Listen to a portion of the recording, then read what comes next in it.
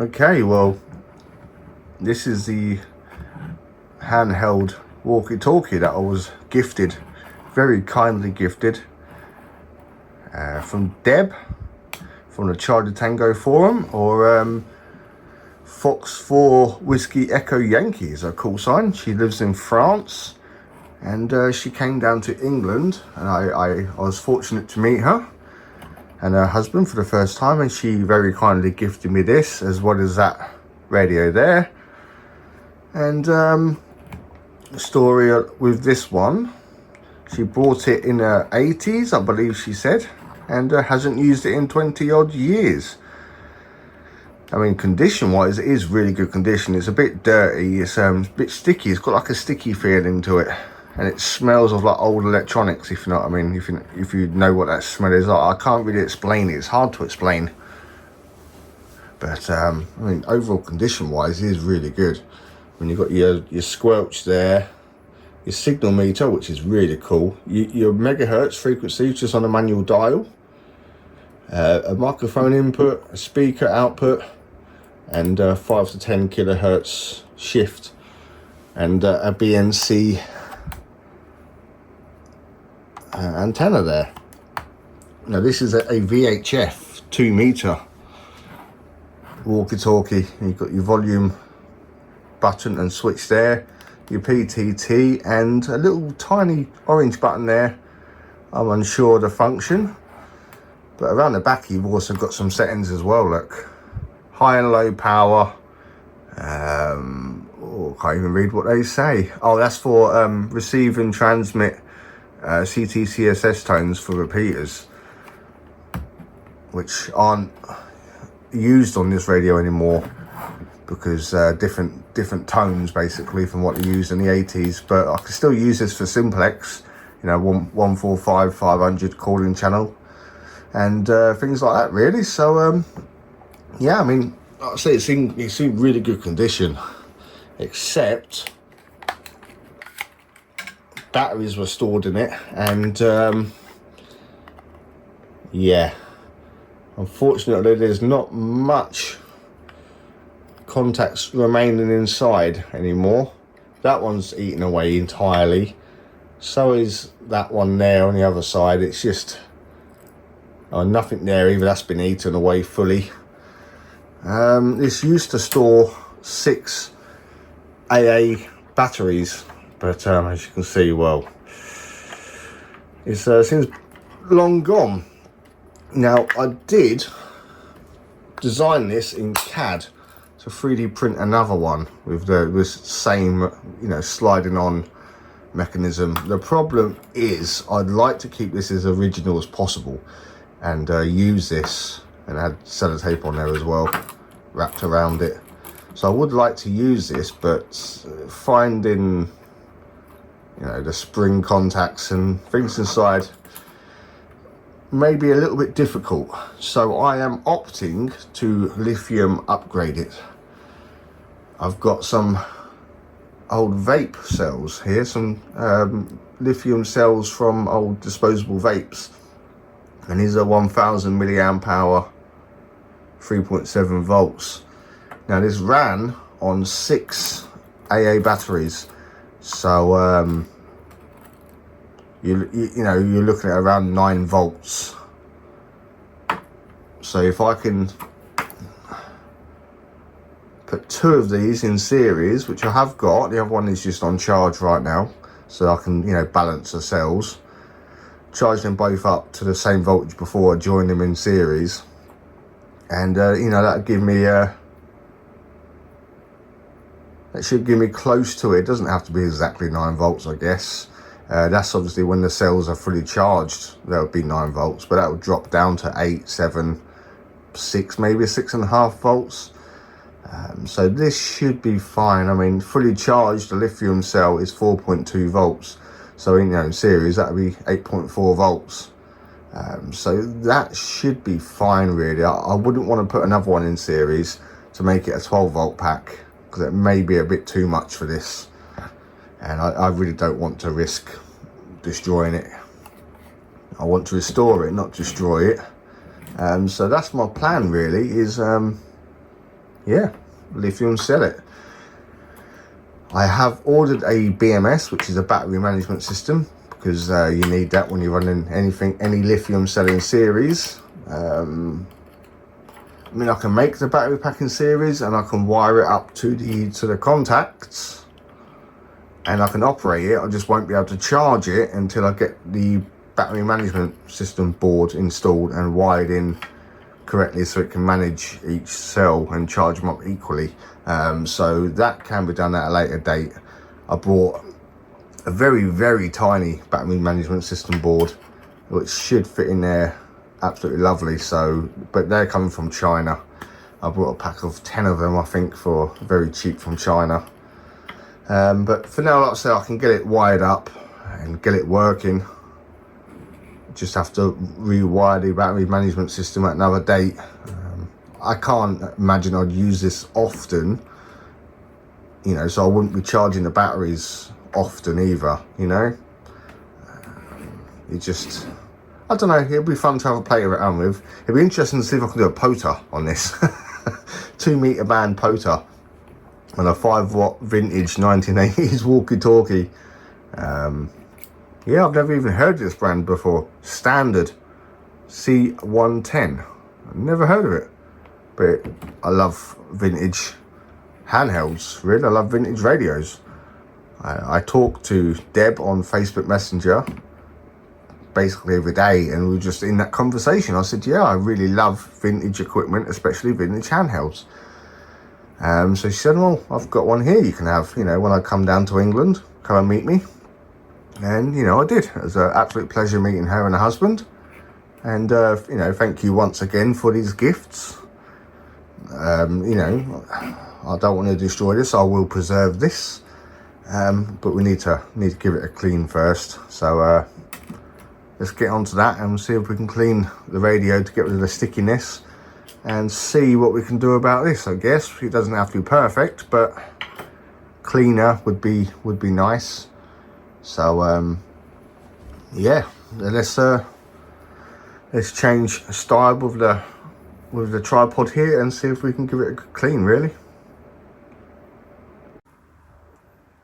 Okay, so we've got the tripod facing down to the floor here. Just want to give a little bit of a clean, really. I use this elbow grease. I use this for absolutely everything. I use this for washing my daughter's motocross bike. Absolutely everything. It's fantastic. So I don't want to go mad with it. I just, you know, a little spray. I spray in here first and let that have a soak in, if you know what I mean. And don't want it to get drenched, you know, but I want to clean it. I've got an old toothbrush and a J-cloth, I believe you would call them. And I just want to scrub, really. Not a massive restoration here because it is a functioning radio. That I was told. Be careful here not to scrub the logo off. But you can see from the colour of it that it's got staining on it. I don't know what it is, maybe nicotine, I'm not entirely sure, but you can definitely see it's got something on it. It's just old, you know, it's a very old radio, and I like to preserve them. I mean, it's got something on it, that's for sure. Possibly nicotine. Doesn't matter though, easy enough to clean. Yeah, comes up nice already. Really, so just a little clean down. This should be absolutely lovely, really. I mean, it's still damp from the cleaner, but yeah, it's still a little damp from the cleaner, but that's come up all right, I guess. Now my intention is to open this up eventually, once I've got the battery management board and all that in there, remove this charge port and adapt that for USB-C, because I want to be able to make this USB-C chargeable. I don't want to go mad with it, you know, because I want to preserve it. I don't want to modify it too much, but I don't have a socket. I mean, I suppose I could leave that as a barrel socket and just charge it that way with a, you know, correct charger, but I don't know yet. I'm not sure yet. Like I say, I want to keep it as close to original as possible, but at the same time, you know, ease of use, it would just be ideal if it was USB-C, really. It would be very ideal. You can see it's got definitely something on it. Not anymore. Years of usage and grime be gone.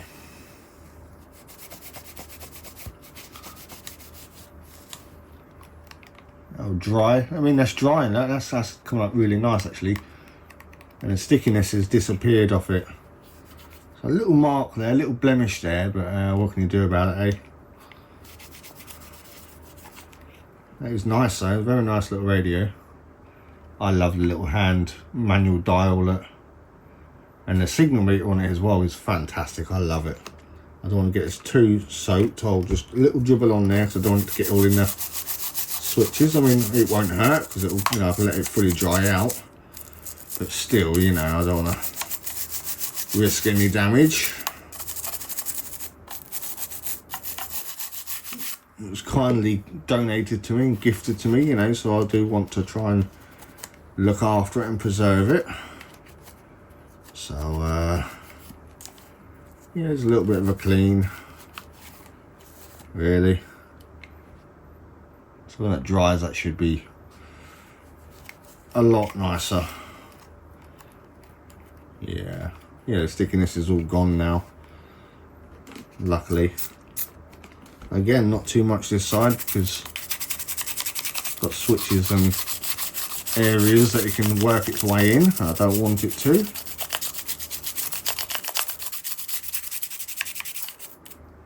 Yeah, that's not too bad. That's not too bad at all. I mean, she's a little bit dirty, but she's old, you know, you have to expect it, I guess. Here's an old radio. I mean, the power switch is there. I do like that. I do like that. A very charming old radio, look. It really is a charming old radio. I mean, I could take this belt clip off and clean underneath. The back is not over that dirty, I don't think so. I don't think I will bother at this time. Yeah, it's not too dirty, that's not too bad at all. Just give it a little bit of a freshen up, you know, that's all it needs. A little bit of a clean. And then the antenna could really do with a clean.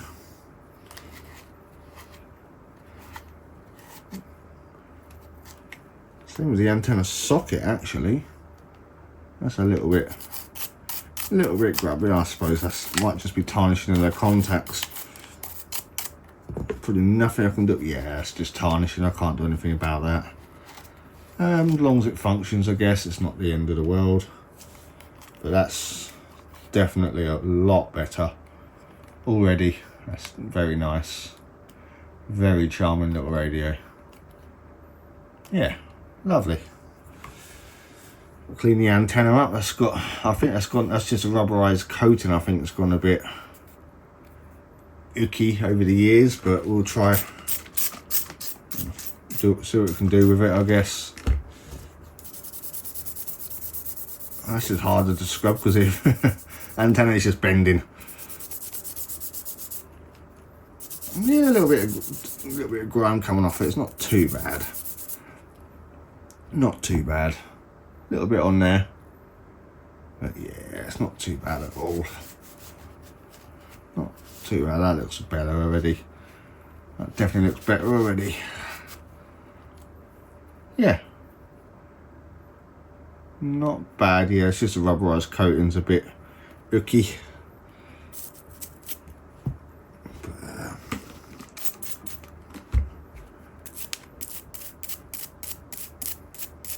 Very nice to put this on the shelf there.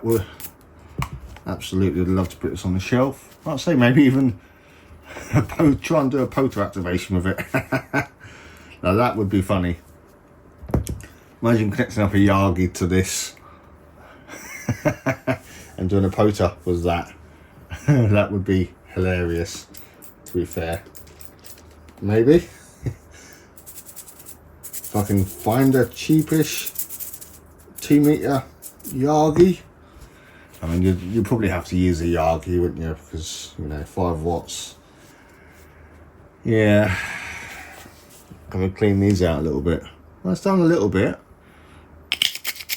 Doesn't have to be perfect. It's not getting other battery cells in there anymore. It's kind of lithium, so it really doesn't have to be perfect. But might as well give it a clean while we are here.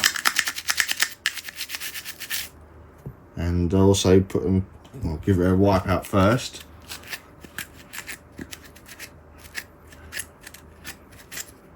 Then we've got to clean the outsides.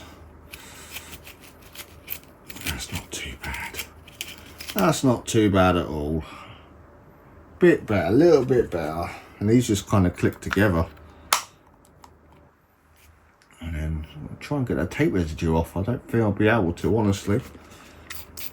I haven't got any of that goo gone stuff remaining. Let's see what we can do. Nah, it's not shifting it, unfortunately. And I've run out of rub and alcohol. That's not too bad, though. It's not too bad.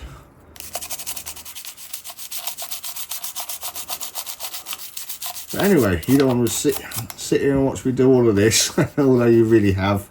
You've kind of watched 80% of it now. I have to dry all this out anyway before I can even start installing the batteries. So if you give me a little bit, I'll finish off here, try and dry it out the best I can, and then we'll work on the battery. So give me 2 minutes. Okay, so we've got the 2-cell battery that I quickly made up and soldered together. So it's, you know, 2 single cells made into a 2-cell. Now the battery can fit there, and then there's plenty enough depth from the battery to fit the battery management board in there. I might have to trim away these little ribs, but that can fit in there at a later date. See, the terminals are there and there, so when the battery pack sits together like so, the terminals are there. So we've got to try and, I mean, this is a negative and that was a positive, it has stamped there, so that's got to be soldered to there, a little tab, and I've got to solder this black wire to there and click it down together. So I'll just wait for my soldering iron to warm up, and I might even put a little bit of glue in there just to hold the cells a little bit firmer so they don't rattle around. I've just put a little bit of electrical tape on each side just to, I don't know, hide the contacts. It's no big deal, but it just eliminates that risk of, you know, puncturing the cells. Hence why I want to put a little dab of glue each side as well, just to eliminate that factor. So I'll just get the soldering iron warmed up, and I'll solder these in off camera, because there's, you know, it's a small and fiddly job. I don't think I'll be able to show that on camera without getting my big meaty hands in the way. So we'll just crack on with that, and we'll get it put together, and we'll test the radio out anyway for its function, because I still don't even know if it works. I was told it does. So yeah, there's no telling really. So I'll do this and we'll give it a try. Okay, there's the battery on. I had to adjust the little contacts on the bottom of the radio here. I think where we spent so many years with the battery pack on it, it's kind of squished the contacts a little bit, so it was making a very intermittent connection to the battery. But battery on, and it works.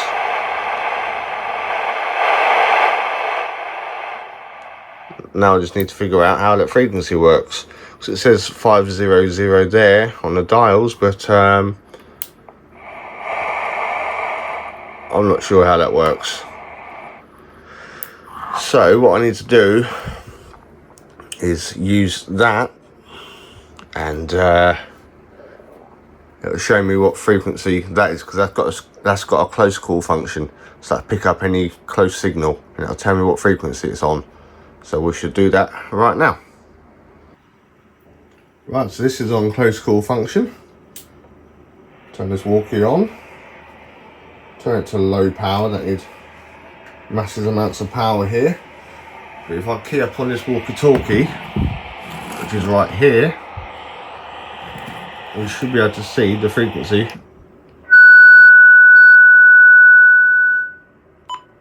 One four five 500. So if we turn this down to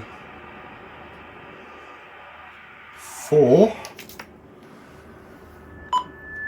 Boom. Okay, I don't understand how this works.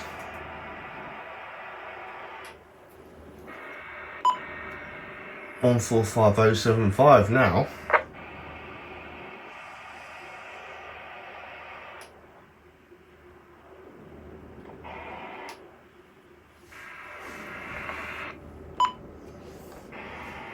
Maybe 145.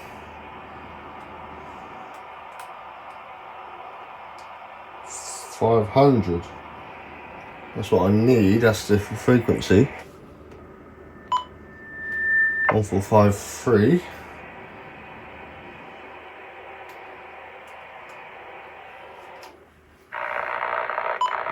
Well, that's not right, is it? Not even transmitting. No, I've picked up something else. Either way, you get the picture. It works. It transmits. Now working lovely. So, yeah. There we go, guys. Nice simple mod and a fix to restore this and bring it back to its glory. And lovely. So, if you like watching this, guys, give me a thumbs up. I don't usually ask for it, but I do want my channel to grow. I do love this hobby, and I will continue to make these videos for as long as, they're wanted. And so yeah, I mean, do you like watching these types of videos? I've got plenty more in the pipeline if you do, but you know how it is, if the viewership isn't there, I won't bother uploading them. So let me know what you think in the description, guys. Thanks for watching. 7 Freeze.